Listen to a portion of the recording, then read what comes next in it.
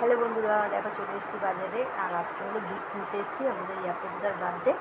ইয়াকুবদার জন্য একটা গিফট নিতে এসেছি। আর দেখো নিয়ে এলাম একটা কাপ সেট।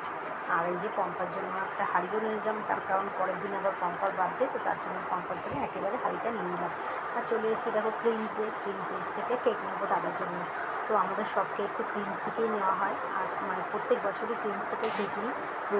কেকগুলো খুবই সুন্দর, কী বলবো তোমাদেরকে। আর এই দেখো কেকের উপর আমরা দাদার নামটাও লিখে নিলাম দাদা। তো চলো আমরা এবার কেক নেওয়া হয়ে গেছে, তো এবার আমরা বাড়ির দিকে যাবো।